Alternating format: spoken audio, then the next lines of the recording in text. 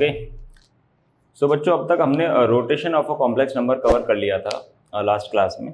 आज हम लोग बात करने वाले हैं vector representation of a complex number.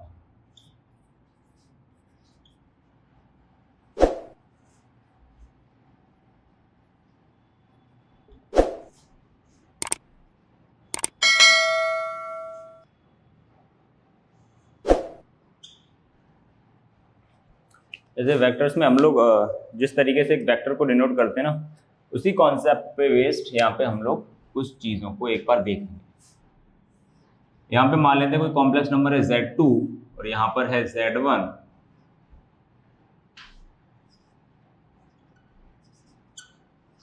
ठीक है, यहाँ पे कोई कॉम्प्लेक्स नंबर है Z0, ये तो है ही से यहाँ पे ओरिजिन। इसको मान लेते हैं OAB। ठीक है, तो अगर मैं OA वेक्टर को बनाना चाहूं, OA वेक्टर, तो हम लोग वेक्टर में क्या करते थे, OA वेक्टर अगर आपने को बनाना है O से लेके A तक, तो इस पॉइंट का पोजीशन वेक्टर माइनस इस पॉइंट का पोजीशन वेक्टर, है ना, ऐसे बनाते। तो सेम उसी कॉन्सेप्ट पे अगर आप ऐसे कोई वेक्टर बनाना चाहते हो OA वेक्टर, तो ये हो जाएगा Z1 minus Z0, final minus initial, मतलब हेड, इस वेक्टर का हेड माइनस टेल। और अगर आप OB वेक्टर को बनाना चाहते हो तो ये हो जाएगा आपका Z2 माइनस Z0। वेक्टर की तरह ये काम करेगा यहाँ पे ना, वेक्टर वाले कॉन्सेप्ट की तरह काम करेगा। तो इन दो कॉम्प्लेक्स नंबर के बीच का एंगल है अल्फा, है ना। इसे भी हम लोग अभी लिखेंगे वेक्टर का यूज करके, लेकिन इससे पहले वाली क्लास में हमने जो रोटेशन थ्योरम पढ़ी थी, इसकी rotation of a complex number, उसके हिसाब से आप अगर मान लो मैं इसको ऐसे रोटेट कर रहा हूं, इसको रोटेट करके ये आया है, तो क्या एक्सप्रेशन आएगा, एक बार वो भी लिख लेते हैं। तो आएगा expression Z2 minus Z0 upon modulus of this is equal to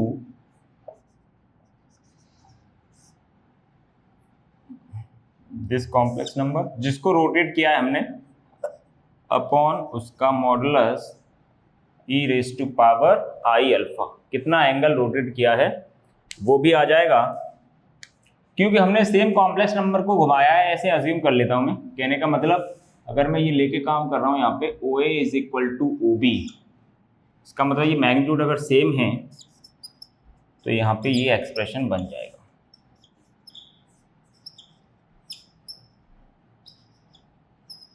ठीक है, ये सारी चीजें हम लोग लास्ट क्लास में डिस्कस कर चुके हैं।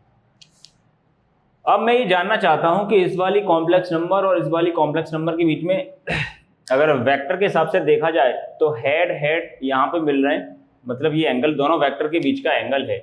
अब इस एंगल को कॉम्प्लेक्स नंबर में कैसे रिप्रेजेंट किया जाएगा यूजिंग वेक्टर्स, उसके बारे में बात कर लेते हैं ना। इस एंगल को अल्फा को, तो एक बार ध्यान से देखना है अपने को, यहां पर ऐसे कर लेते हैं। चलो सपोज ये वाला एंगल मैं थीटा मान लेता हूं, ये एंगल है थीटा।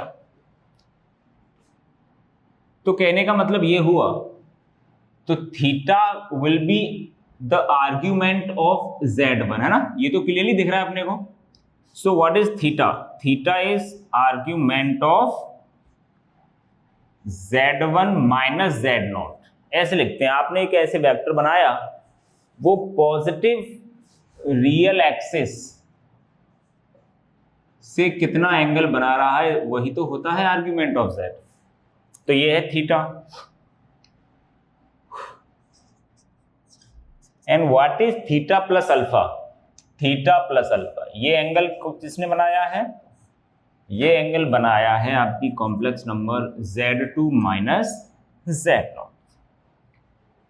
मुझे पता करना है ये अल्फा एंगल, तो इसको इक्वेशन नंबर 1 दे देते हैं, इसको इक्वेशन नंबर 2 दे देते हैं भाई। सेकेंड इक्वेशन में से फर्स्ट वाली इक्वेशन माइनस कर देता हूं मैं। सो यहाँ पे तो अल्फा बचा, यहाँ पे हो गया argument of Z2 minus Z0 minus argument of Z1 minus Z0। अब यहां पर आर्ग्यूमेंट की प्रॉपर्टी हम लोग पढ़ के आए हैं कि भाई ये लॉग की तरह काम करता है। तो what is log A minus log B? ये होता है log A upon log B. तो इस तरीके से हम दो कॉम्प्लेक्स नंबर के बीच के एंगल को आप इस तरीके से डिनोट कर सकते हैं, Z2 minus Z0 upon Z1 minus Z0। ये आपका आ जाएगा यहां से अल्फा एंगल, है ना। तो कभी भी आपको यहां से दिख जाए ऐसा एक्सप्रेशन अगर आपको दिख रहा है तो आप समझ जाओगे कि ये दोनों कॉम्प्लेक्स नंबर जो हमने वेक्टर का यूज करके बनाया है, जैसे अगर सपोज ऐसे दिख जाए आपको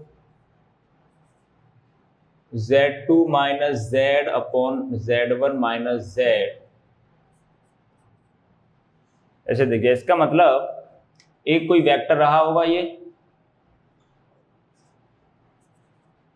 और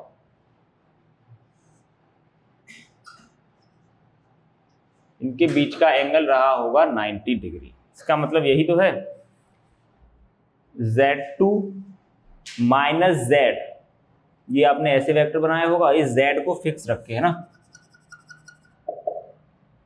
एक कॉम्प्लेक्स नंबर को तो फिक्स रखा ही होगा हमने यहाँ पे, this is Z2 minus Z, और ये है आपका वेक्टर Z1 माइनस Z, इनके बीच के एंगल को रिप्रेजेंट कर रहा है।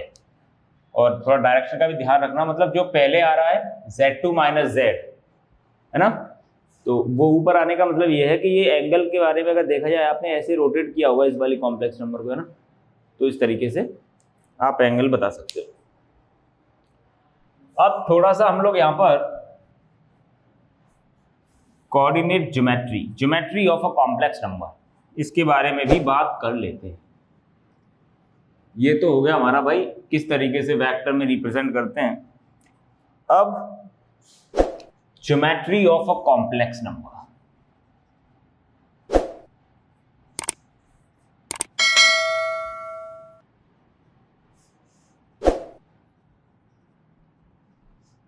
ये बहुत ज्यादा इंपॉर्टेंट टॉपिक होने वाला है, क्योंकि जेईई में बहुत सारे क्वेश्चंस आते हैं इस टॉपिक से, geometry of a complex number. तो यहां से बात करते हैं, पहले फर्स्ट पॉइंट डालते हैं, distance between two complex number.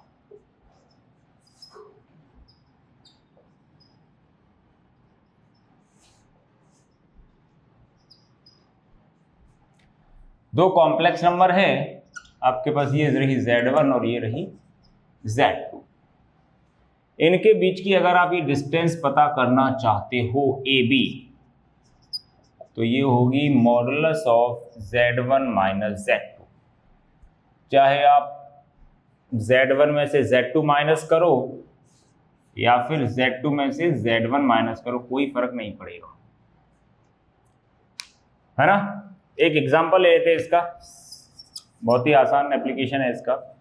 एक कॉम्प्लेक्स नंबर मान लेते हैं Z1 1 प्लस आयोटा, और Z2 को ले लेते हैं सपोज 2 प्लस 3 आयोटा, है ना। अब हमें डिस्टेंस पता करना है इस कॉम्प्लेक्स नंबर और इस कॉम्प्लेक्स नंबर के बीच की। इसको A देता हूं, इसको B। ए बी अगर डिस्टेंस पता करनी है मुझे, तो क्या हो जाएगी, modulus of Z1 minus Z2। तो पहले आपको Z1 माइनस Z2 निकालना पड़ेगा, चाहे आप Z1 माइनस Z2 निकालो या फिर Z2 माइनस Z1 निकालो, बात एक ही रहने वाली है। तो यहाँ पे मैं चलो Z2 माइनस Z1 निकाल के देख लेता हूँ, एक बार कितना आएगा, this minus this, real part में से इसका रियल पार्ट माइनस करो भाई, 1 3 आयोटा में से आयोटा गया 2 iota, Z2 minus Z1 is 1 plus 2 iota, तो इसका अपने को मॉडुलस लेना है, that will be the distance between these two complex number. तो ये आ जाएगा √5, ठीक है। इस तरीके से आप दो कॉम्प्लेक्स नंबर के बीच की डिस्टेंस निकाल सकते हैं।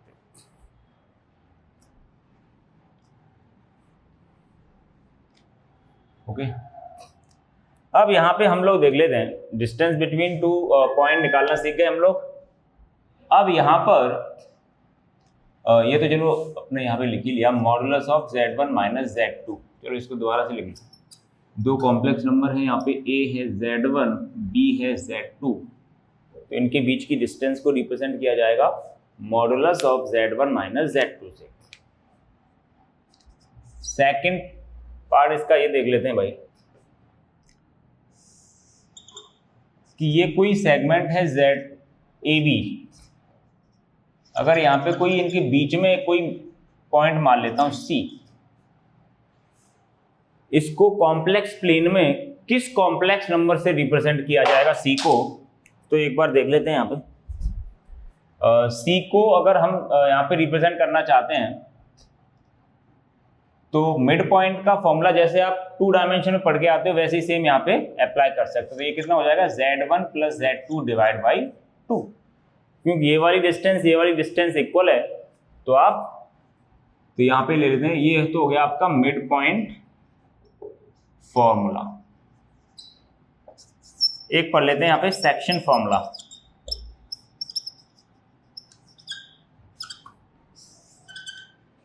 This is Z1, this is Z2, कोई कॉम्प्लेक्स नंबर है Z, यहाँ पे लेते हैं चलो, जो इसको m/n में इंटरनली डिवाइड कर रही है। तो सेम आप जैसे 2 डायमेंशन पढ़ के आते हो ना, वही फंडा यहाँ पे अप्लाई कर सकते हो। तो Z क्या होगी, mZ2 plus nZ1 upon m plus n। ये तो हो गया भाई इंटरनली डिवीजन जब हो रहा हो, ये कॉम्प्लेक्स नंबर कर लो। जब एक्सटर्नली डिवाइड कर रहा होगा तो क्या हो जाएगा, ये आप जानते हो केवल माइनस का यहाँ पे फर्क आया, nZ1 upon m minus n। अगर ये Z इस AB सेगमेंट को, कोई लाइन सेगमेंट है कॉम्प्लेक्स प्लेन में, तो ये एक्सटर्नली डिवीजन का हो जाएगा।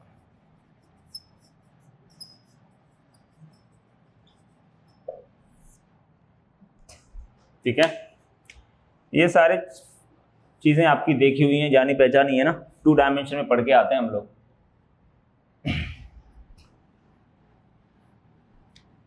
अब बात कर लेते हैं एक लाइन की इक्वेशन कैसे लिखी जाएगी कॉम्प्लेक्स प्लेन में, है ना। इक्वेशन ऑफ अ लाइन,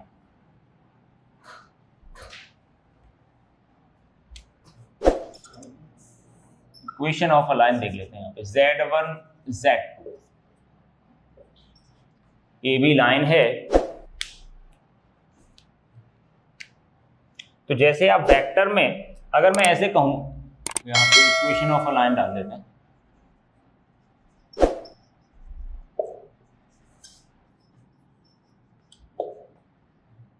अगर मैं सपोज आपको ये पूछता भाई वेक्टर में, अगर मैं आपको 2 पॉइंट दे देता यहाँ पे, चलो इसका पोजीशन वेक्टर A वेक्टर दे देता, इसका B वेक्टर दे देता, तो आप इस लाइन की इक्वेशन लिख सकते थे इजीली। कैसे कि आपको एक पैरेलल वेक्टर चाहिए था, मान लेते हैं AB वेक्टर, तो कितना हो जाता, B vector minus A vector. तो ये हो गया आपका डायरेक्शन रेशियोज मिल गए यहाँ पे। और आप कोई भी पॉइंट ले सकते, तो आप वेक्टर में इसको ऐसे लिखते, A vector plus lambda times of B vector minus A vector. Same उसी कॉन्सेप्ट को आप यहाँ पे अप्लाई कर सकते हो कॉम्प्लेक्स नंबर के चैप्टर में। जैसे तो आपको करना क्या है, एक वेक्टर बनाना है, इसके अलावा vector representation of a complex number banana. What is AB vector, this will be Z2 minus Z1, है ना। तो ये एक पैरेलल वेक्टर मिल चुका है, और आप कोई भी पॉइंट का पोजीशन वेक्टर उठा लो, चाहे आप ये ले लो या ये ले लो, है ना। तो इक्वेशन ऑफ अ लाइन क्या हो जाएगी यहाँ पर, Z इज इक्वल टू, चलो मैं A पॉइंट का पोजीशन वेक्टर लेता हूं Z1 plus T times of Z2 minus Z1। ये हो जाएगी equation of a line in complex plane. इस कॉम्प्लेक्स प्लेन में इस लाइन की इक्वेशन ये हो जाएगी। और चाहो तो इसे आप और सिंप्लीफाई करके ले सकते हो, Z is equal to Z1 plus TZ2 minus TZ1। तो ये हो जाएगा Z1 कॉमन आ रहा है इसमें से, ये हो जाएगा 1 माइनस T प्लस TZ। इस तरीके से यहां पे काम करेगा आपका equation of a line in a complex plane, equation of a line in a complex plane vector using vector representation of a complex number, उसका आप यूज करके एक लाइन की इक्वेशन यहां पे लिख सकते हो बहुत ही इजीली, है ना। अब इसका एग्जांपल नहीं ले रहा मैं क्योंकि बहुत ज्यादा आसान हो जाते हैं। बस Z1 Z2 दो कॉम्प्लेक्स नंबर पता होंगी, आपको एक ऐसे वेक्टर बनाना है, A B vector, this minus this करके फाइनली आप यूज कर सकते हैं, है ना।